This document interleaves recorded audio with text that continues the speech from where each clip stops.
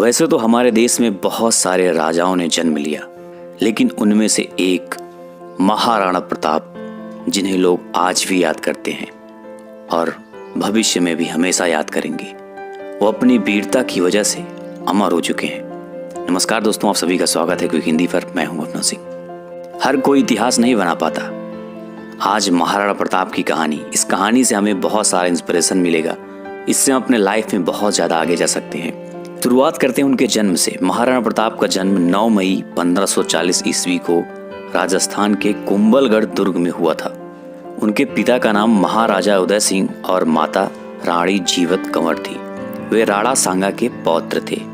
राणा प्रताप के पिता उदय सिंह ने अकबर से भयभीत होकर मेवाड़ त्याग कर अरावली पर्वत पर डेरा डाल लिया था। उदय सिंह ने अपनी मृत्यु के समय अपने छोटे पुत्र को गद्दी सौंप दी थी, जो कि नियमों के विरुद्ध था। उदय सिंह की मृत्यु के बाद राजपूत सरदारों ने 1 मार्च 1576 को महाराणा प्रताप को मेवाड़ की गद्दी पर बैठा दिया था। वैसे तो महाराणा प्रताप अपने सभी भाइयों में सबसे बड़े थे, लेकिन उसके बावजूद उनके पिता ने अपने सबसे प्रिय रानी के पुत्र जगमाल को राजगद्दी सौंप दी। उदय सिंह की यह नीति गलत थी, क्योंकि राजगद्दी के हकदार महाराणा प्रताप थे। प्रजा तो महाराणा प्रताप से बहुत लगाव रखती थी, क्योंकि महाराणा प्रताप बचपन से ही एक लीडर के तौर पे थे, एक मसीहा के तौर पे जाने जाते थे। जगमल ने राज्य का शासन हाथ में लेते ही घमंडवश जनता पर अत्याचार करना शुरू कर दिया, क्योंकि वहां की जनता महाराणा प्रताप को पसंद करती थी। जनता पर अत्याचार देखकर राणा प्रताप जगमल के पास गए और उनसे पूछा कि यह अत्याचार करके अपनी प्रजा को असंतुष्ट मत करो। समय बड़ा नाजुक है, अगर तुम नहीं सुधरे तो तुम्हारा और तुम्हारे राज्य का भविष्य खतरे में पड़ सकता है। जगमल इससे गुस्से में आ गया और वो राणा प्रताप से बोला कि तुम्हारे पास कोई अधिकार नहीं है, मैं यहाँ का राजा हूँ, और उन्हें सीमा से बाहर चले जाने का आदेश दे दिया। राणा प्रताप तुरंत चुपचाप वहां से चले गए। इन सबको ही देखकर समस्त सरदारों ने एकत्र होकर महाराणा प्रताप सिंह को राजगद्दी पर आसीन करवा दिया था। महाराणा प्रताप का राज्याभिषेक कुंभलगढ़ के राज सिंहासन पर किया गया था।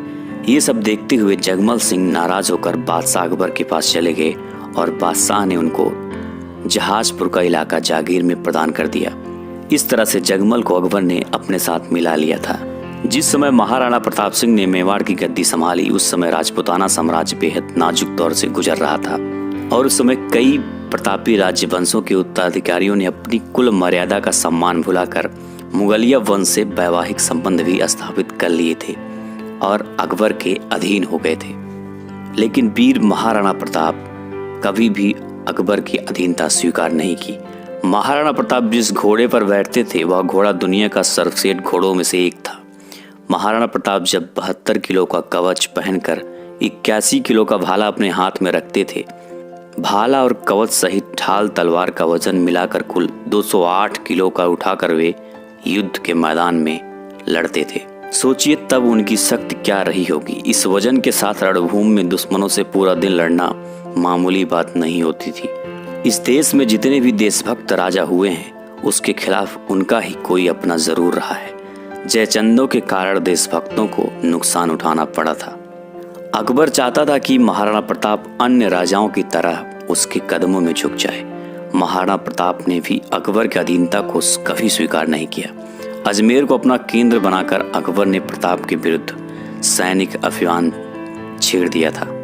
महाराणा प्रताप ने कभी अकबर से हार नहीं मानी। उनकी वीरता से अकबर की सेना में डर था। रात को सोते वक्त भी अकबर के सपनों में राणा प्रताप आते थे। प्रताप की वीरता ऐसी थी कि उनके दुश्मन भी उनके युद्ध कौशल के कायल थे। उदारता ऐसी कि दूसरों की पकड़ी गई मुगल बेगमों को सम्मान पूर्वक उनके पास वापस भेज दिया जाता था। इस योद्धा ने साधन सीमित होने पर भी दुश्मन के सामने सिर नहीं झुकाया और जंगल के कंदमूल खाकर लड़ते रहे। माना जाता है कि इस योद्धा की मृत्यु पर अकबर की आंखें भी नम हो गई थी। हल्दी घाटी की युद्ध के साथ ही महाराणा प्रताप की वीरता की चर्चा पूरे देश में होने लगी थी और उनकी वीरता की चर्चा आग की तरह देश में फैल रही थी। बहुत सारे राजपूत महाराणा प्रताप को अपना नेता मान लिए थे। अकबर को इसी बात का डर भी सताने लगा था। हल्दी घाटी के युद्ध में अकबर के पास मुगल, राजपूत, पठान योद्धाओं के साथ जबरदस्त तोपखाना भी था। अकबर के प्रसिद्ध सेनापति महावत खान, आसफ खान, महाराजा मान सिंह, शहजाद सलीम भी उस मुगल वाहिनी का संचालन कर रहे थे, जिसकी संख्या 80,000 से 1 लाख बताया जाता है। इस युद्ध में प्रताप ने अभूतपूर्व वीरता और साहस से मुगल सेना के दांत खट्टे कर दिए थे और अकबर के हजारों सैनिकों को मौत के घाट उतार दिया था। और इसी युद्ध के दौरान महाराणा प्रताप ने मान सिंह को मारने के लिए उनकी तरफ आगे बढ़े। अपने घोड़े को उनके हाथी की तरफ लेके जाते ही उनकी ओर भाला से वार कर दिया, लेकिन मान सिंह के हाथे में लगी तलवार से महाराणा प्रताप के घोड़े चेतक का पांव कट जाता है और चेतक घायल हो जाता है। चेतक के लड़खड़ाने की वजह से राणा प्रताप भी लड़खड़ाने लगते हैं और इसी को देखते हुए विकट परिस्थिति में झाला सरदारों के एक वीर पुरुष ने, जिनका कद महाराणा प्रताप जैसे था, महाराणा प्रताप का मुकुट और छत्र अपने सिर पर धारण कर लिया था। मुगलों ने उसे ही प्रताप समझ लिया और वे उसके पीछे दौड़ पड़े। इस प्रकार उन्होंने राणा को युद्ध क्षेत्र से निकल जाने का अवसर प्रदान कर दिया था। हालांकि प्रताप बाहर नहीं जाना चाहते थे, लेकिन उनके उस सरदार ने उन्हें जाने के लिए विवश कर दिया, क्योंकि भविष्य भी देखना था। वो नहीं रहते तो आगे क्या होता, ये सब समझाकर राणा प्रताप को युद्ध से उन्होंने बाहर कर दिया और खुद युद्ध भूमि में वीरगति प्राप्त हुए थे। राणा प्रताप के साथ साथ उन्हें भी आज याद किया जाता है। उसी हल्दी घाटी के युद्ध के दौरान ही उनका प्रिय घोड़ा चेतक का भी मृत्यु हो गया था, लेकिन मरने से पहले चेतक ने राणा प्रताप को एक सुरक्षित स्थान पर पहुंचा दिया था। और उसी दौरान चेतक के राजा के प्रति वफादारी को देखकर उनका भाई, जो कि अकबर से जा मिला था, उस घोड़े की वफादारी देखकर वो भी राणा प्रताप का कायल हो गया और अपने मन को बदल लिया और राणा प्रताप के चरणों में गिरकर माफी मांग के उनके साथ लड़ने की हौसला अफजाई कर दी। दोस्तों, उनके पास सिर्फ घोड़ा ही नहीं, एक हाथी भी था जिसका नाम राम प्रसाद था। राम प्रसाद एक बड़ा योद्धा था, बहुत ही चालाक और समझदार था। वो जब युद्ध की मैदान में उतरता था तो दुश्मनों के दांत खट्टे हो जाते थे, दुश्मनों में हाहाकार मच जाता था, दुश्मन उससे बहुत डरते थे।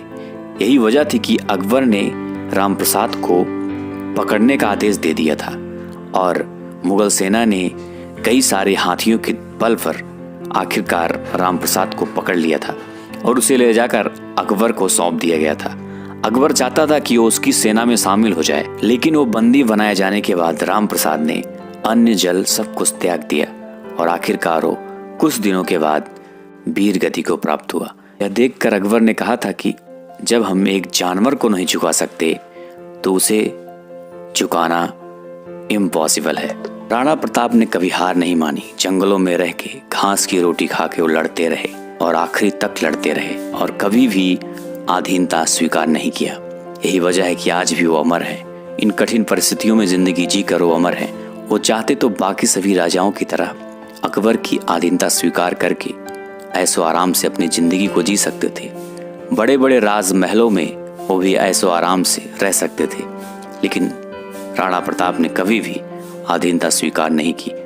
उन्होंने जंगलों में रहकर, पत्थरों पे सोकर, पत्थरों पे अपना राज सिंहासन बनाकर वहीं से राज्य का संचालन करके घास रोटी खा के उचित समझा और अधीनता कभी स्वीकार नहीं की। इसके बाद मुगलों ने कई बार महाराणा प्रताप को चुनौती दी, लेकिन मुगलों को मुंह की खानी पड़ी। आखिरकार एक शेर के शिकार के दौरान लगी चोटों की वजह से महाराणा प्रताप की मृत्यु 29 जनवरी 1597 को चांडौ में हुई और इस मृत्यु की खबर सुनकर अकबर भी खूब रोया था। अकबर को इस बात का दुख भी था कि उसने महाराणा प्रताप को कभी हरा नहीं पाया था। अकबर ने कहा था, इस संसार में सभी नासवान हैं, राज और धन किसी भी समय नष्ट हो सकता है, परंतु महान व्यक्तियों की ख्याति कभी नष्ट नहीं हो सकती। पुत्रों ने धन और भूमि को छोड़ दिया, परंतु उसने कभी अपना सिर नहीं झुकाया। हिंद के राजाओं में वही एकमात्र ऐसा राजा है जिसने अपनी जाति के गौरव को बनाए रखा। और आज यही वजह है कि महाराणा प्रताप को आज भी लोग बहुत ही सम्मान के साथ याद करते हैं। उनको याद करके लोग गर्व महसूस करते हैं। उन्होंने मौज मस्ती को नहीं, कठिनाइयों को चुना था। यही कारण है कि उन्हें आज भी लोग याद करते हैं और हमेशा उन्हें याद किया जाएगा। तो इस कहानी में इतना ही। अच्छी लगी तो लाइक करना, जो लोग नए हो चैनल पर चैनल को सब्सक्राइब करके बेल आइकन जरूर प्रेस करना। फिर मिलते हैं ऐसे किसी अन्य वीडियो के साथ, तब तक के लिए जय हिंद, जय भारत।